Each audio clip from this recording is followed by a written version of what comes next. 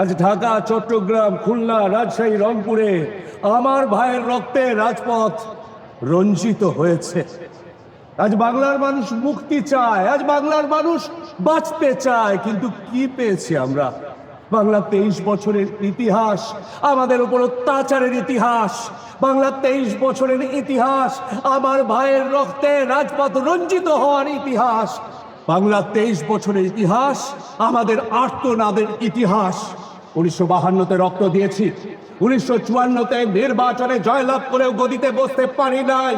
1958-তে Ayub Khan martial ল জারি করে 10 বছর পর্যন্ত আমাদের গোলাম করে রেখেছে। 1966-র 6 দফা দাবিতে আমার ভাইয়ের বুকের ওপর গুলি করে হত্যা করা হয়েছে।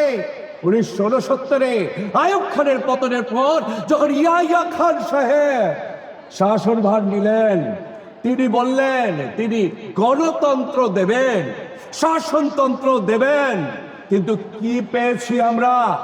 পরনের কাপড়ের পয়সা দিয়ে অস্ত্র কিনেছি বৈশ্যত্বর হাত থেকে দেশকে রক্ষা করব বলে, কিন্তু সেই অস্ত্র আজ আমাদের ওপর ব্যবহার করা হচ্ছে। আমি ইয়াহিয়া খান সাহেবকে লিখেছি, আপনি ঢাকায় আসেন, এসে দেখে যান আপনার সেনারা আমাদের কি অবস্থা করেছে। তিনি বলেছেন তিনি রাউন্ড টেবিল কনফারেন্স করবেন।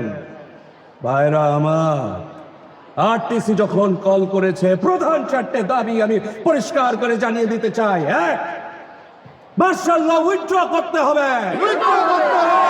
2, সৈন্যবাহিনীর যে যেখানে আছে তাদের ব্যারাকে ফেরত দিতে হবে।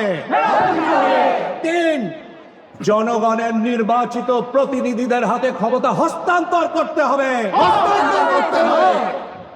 আমাদের যেভাবে হত্যা করা হয়েছে তার বিচার বিভাগীয় তদন্ত করতে হবে।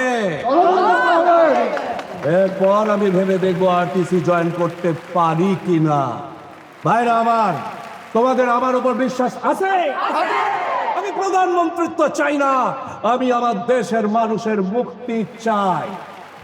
আরটিসি যখন কল করেছে, একটা কথা পরিষ্কার করে বুঝে নিতে হবে, আজ থেকে ঢাকা, চট্টগ্রাম, খুলনা সহ দেশের যত অফিস, আদালত, ইউনিভার্সিটি আছে অনির্দিষ্টকালের জন্য তা বন্ধ থাকবে। যে পর্যন্ত দেশ মুক্তি লাভ না করে কেউ 1 টাকা খাজনা দিবে না। ভাইরা আমার, সৈন্যবাহিনীর ভাইদের বলছি, তোমরা ব্যারাকে থাকো, কেউ তোমাদের গায়ে হাত দেবে না, কিন্তু আর যদি একটা গুলি চলে তার ফল কিন্তু ভালো হবে না। 7 কোটি বাঙালিকে দবায় রাখতে পারবো না। আমরা যখন মরতে শিখেছি, কেউ আমাদের দবিয়ে রাখতে পারবে না। ভাইরা আমার, রক্ত যখন দিয়েছি, রক্ত আরো দেব, এই দেশকে মুক্ত করে ছাড়বো ইনশাল্লাহ। এবারের সংগ্রাম আমাদের মুক্তির সংগ্রাম, এবারের সংগ্রাম আমাদের স্বাধীনতার সংগ্রাম। জয় বাংলা।